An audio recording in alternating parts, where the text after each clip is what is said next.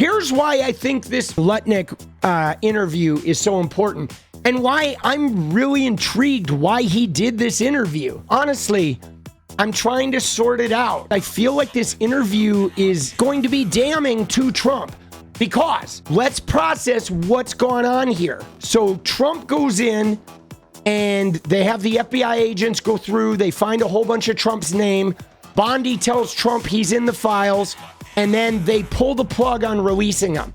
Okay, now, there's a number of ways this could go. Because on the one hand, you know, there's incriminating shit against Trump in there and some other people, maybe. But maybe not. Maybe the most incriminating thing is the fact that Donald Trump was aware of this. That he knew. That's why the birthday thing was so damning. I mean, sure, the implication of the shit in the birthday writing with the drawing was weird and creepy, but the real damning thing about that Epstein birthday book was everybody who participated in that book knew he was raping young girls. They all knew. They knew what he did. They knew he was a trafficker. They knew he was a rapist. They knew he was hanging out with those girls. And they just didn't care. They didn't have a problem with it, okay? So that is the foundational issue here. 𝗦😙😶 is establishing that you could know Epstein for 5 minutes, walk into his house one time, and you just knew this guy was a creep. Okay, now that means that all of these people that were in his inner circle flying on the jet and knew him really well, they most certainly knew. This 𝗦😙😶 interview is like, feels like it's throwing Trump under the bus. You remember the Alex Acosta deal? Everybody's like, why did they give Epstein immunity? Why? Why would they give him immunity? Because immunity is something you get when you give something, okay?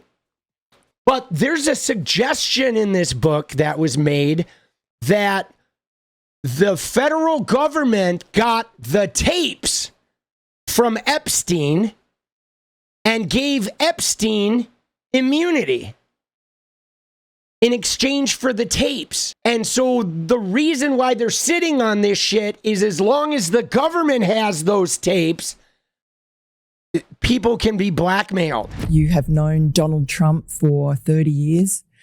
You know everybody. Elon Musk, Charlie Kirk, Jeffrey Epstein was your neighbor. I would be remiss if I didn't ask you about him. East 71st Street. He was your neighbor for 10 years. How well did you know him? All right. So we are in number 11 and he lives in number 9. Right. So we renovate, we buy our house, and our house is pigeons and mice. Right. Okay. That's it. It was derelict. Right. So we rebuild our house. We move in 2005. Okay. Jeffrey Epstein is arrested in like 2008, I think, or something like that. Right. So he was arrested in 2006 and he was charged in 2008, but 𝗦😙😶 modifying the dates here. Knock on the door. His assistant on like a Saturday says, Mr. Epstein, your neighbor would like to invite you over for coffee. So my wife and I go next door. You know, we walk the 7 steps, yes, right, to the next house for coffee. We share a wall. Right. So it's in New York City. So he invites us in. We have coffee in this, and he says, do you want a tour? We said, great. Interesting. He's got a really big house. Every room you went into? He's got, well, I'll tell you. So his house is like super big, really wide. And so he gives me a tour in the living room, big living room. And then across from it is double doors. I assume it's the dining room. Yeah. And he opens the doors and there's a massage table in the middle of the room. Ooh. And candles all around and stuff. Candles? So I ask very insightful, cutting questions. I say to him, massage table in the middle of your house? How often do you have a massage? And he says, every day. And then he like gets like every day, weirdly close to me. Dude, he's using the Erica Kirk voice. I love you every day. And he says, and the right kind of massage. Ooh. Now my wife is standing here. So she looks at me and I look at her and we say, I'm sorry, we have to go. And we left. And in the 6 or 8 steps it takes to get from his house to my house, my wife and I decided that I will never be in the room with that disgusting person ever again. Okay, so now let's pause it right there, okay? Because, God, I feel like this is so important because you're right. It is weird. It is weird because did it really happen that way? You know what I'm saying? I don't think so. I'm not really buying it. He goes in and, oh, we open, there's a massage. Ooh, the right kind of massage. La, right? And he's like, so he stepped foot in his house once, got instantly reviled, and decided I'm never interacting with him again. So I think it's just a simple concocted story about being neighbors with this guy that sort of leans into like, wow, I could easily tell that this guy was a creep. But I think there's unintended consequences here, okay? There is. The unintended consequence is 𝗙ecie here in an attempt to craft a narrative that makes him look like this great guy who saw the disgusting Jeffrey Epstein and right away in 5 seconds could tell he was a creep and he opted out. 𝗙ecie has simultaneously telegraphed to the world that everybody close to Epstein damn well sure knew what he was about, okay? And that's really, I think that's really damning, okay? Because this is several years. It's like a year before he got arrested, 3 years before he got busted, 5 years after Virginia Giuffre got taken from Mar-a-Lago, and 2 years before Epstein ended his Mar-a-Lago membership. So now we know that it was so blatantly obvious. Jeffrey Epstein, according to 𝗙ecie, Epstein was so blatantly obvious that he literally invites his neighbor over and starts sharing his massage stories with him. Yeah, I don't think he realized what he's saying. I think he was telling that story thinking like, hey, this story's going to make me look good. And simultaneously, though, it makes it look like everybody who knew Epstein was in on it. Dude, that's not the right kind of massage. And what was with the interviewer? She's like, ooh, oh. Dude, the interviewer was like making all these weird noises. Like what? I feel like I'm watching fucking Waiting for Guffman, bro. Right? Dude, or the Best in Show. Hey, I mean, didn't this interview look like an interview from the Best in Show? Be in the room with that disgusting person ever again. Oh, so I was never in the room with him socially, for business, or for even philanthropy. If that guy was there, I wasn't going because he's gross. All right, so wow. Dude, that was pretty crazy. Right there, that statement. So he's like, after seeing his house once, I never got involved with him ever again in any way, shape, or form. Right? Now, again, we don't know how true this is, but if you take 𝗙ecie at his word, it means everybody who hung out with Epstein has a huge problem. Okay? Everybody who hung out with Epstein is now in massive trouble after this interview. They've all been thrown under the bus. And so I look back at it as a gift. Dude, yes. Dude, what are her noises? So I wasn't going because he's gross. And so I look back at it as a gift. Yes. He gave me a gift. He gave me a gift. A voice. Yeah. So, yeah. So That's my story. They gave him a gift. Absolutely done. He gave him a gift. She was 14, right? 𝗙ecie, you fucking disaster, bro. Dude, what is with the weird fucking... Or for even philanthropy. If that guy was there, I wasn't going because he's gross. And so I look back at it as a gift. Yes. He gave me a gift. Yes. Of a voice. Yeah. And so, yeah, So that's my story. A one and absolutely done. Right. So, I mean, that's an incredible story that you could pick up that he was a pervert. It's gross. The guy's gross. Right with my wife. Like, he's gross. The guy's gross. This was not, the deep nuance of Howard Lutnick. This guy's gross. Right. So how come Bill Gates and all these other people could hang around him and not see what you saw? Or did they see it? Oh, and ignore shit. it? Or No, they participated. Right. Oh. That's what his MO was, get a massage, get a massage. And what happened in that massage room, I assume was on video.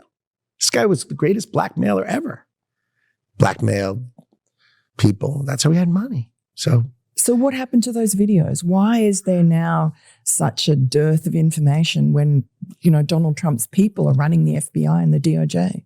I assume way back when, they traded those videos in exchange for him getting that 18-month sentence, which allowed him to have visits and be out of jail. See, that's interesting. He's making the same implication that Epstein gave the videos in exchange for immunity in the deal. I don't know, dude. This is very intriguing where this is I going. mean, he's a serial sex offender. How could he get 18 months and be able to go to his office during the day and have visitors and stuff? See, here's what I don't get. You ready? So Howard Lutnick said he's a serial sex offender. How did he get 18 months? Did Howard Lutnick ever not stop to wonder why the guy who let Epstein off, the guy who enabled him to get 18 months was Donald Trump's labor secretary? Like, why doesn't he put that connection there? Oh, how did this guy get 18 months? Oh, 𝗙𝗪𝗪𝗀𝗍 made that happen. Why did Trump give 𝗙𝗪𝗪𝗪𝗀𝗍 a cabinet position? How come that connection is not made, right? I mean, come on. Like, are we dumb here? Is this first grade algebra? Like, what the fuck, bro? It must have been a trade. So my assumption, I have no knowledge, but my assumption is there was a trade for the videos because there were people on those videos. And have you talked to Donald Trump about this and shared your theory? No, I mean, he knows the story. Right. But my story, that, I was one and done with the guy. He knows that story, but that's it. He would have been interested in that story. Yeah, but I don't know. It's just a story. It's just a one and done. That guy. Ugh. Dude, does Trump so uncomfortable, dude. Dude, Lutnick opened a can of worms, man. I don't think he even realized it. Did Trump feel the same way about him? I don't speak to him about these kind of, these are just distractions. The thing about the president. Dude, these are just distractions. You're saying the world's greatest blackmailer potentially gave blackmail videos to the U.S. government of like all kinds of civic, business, and political leaders worldwide, and it's just a distraction, and we're supposed to buy that? Dude, nah, bro. See, this guy, though, it's the hubris, okay? I don't know, dude. It's the hubris. I feel like he's just trying to like cover his own and sort of like, ooh, everybody else was involved, but he's not commenting about Trump. He's saying he never talked to Trump about this. Like, why wouldn't you? You know what I'm saying? I mean, if I was working with the guy and that guy gave a promotion to the dude who let Epstein off, and I thought Epstein was a gross sex offender, I'd have a fucking conversation about that. I mean, I would fucking have a question or 2 or 10 about it. Is I'm doing the most important thing that I see. And then right after we do that, he does 10 other things that are as, if not more important, that are not my thing. Oh. Right. And you're like, wow. And he is great at it. And sometimes he lets me stay. So like, he lets me stay for the Joint Chiefs of Staff come in. And I'm like, this is like the coolest thing ever. Dude, look at Lutnick fucking, he's polishing the D, bro. Dude, he's got to stroke the D, right? He's got to keep Daddy Trump happy. Tell us a little bit about how you got into this bizarre role, really. You're a billionaire. You've been an incredibly successful businessman. You were a Hillary Clinton supporter, a classic New York Democrat. And here you are, Commerce Secretary in a Republican administration. Dude, isn't that crazy? He was a classic Hillary Clinton New York Democrat, and now he's grifting and in power in a Republican Donald Trump. I mean, Trump was a Democrat. These guys, they don't really care about political party. They don't. They care about, right? It's like the Wendy Lee thing. They went where the money went. And then they figure if the Democrats come into power again, they'll grease somebody's fucking knob somewhere to try and get back in with the newest Democrat. That's all it is. And when you're a billionaire, you can get away with that because everybody lets you in because you have a whole bunch of money. So you can change teams and you're like, hey, do you want a billionaire on your team? I know you're mad at me, but I do have several $1 billion. People be like, all right, come on, right? You know, you don't even want the guy at the party, but he is bringing $2.4 billion. So you're like, fine, we know you're a piece of shit, but we want some of that money. Dude, yes, they let you do it, right? They do. When you're rich, they let you do it. What is up, guys? Thank you so much for watching. If you like the video, you want to support independent resistance media, you know what to do. Drop that sub, hit the like button, and please share it. And we do love our members, so if you want to become a member, it's another really great way to support. Thanks again for everything, guys. I'll see you next time. Let's go.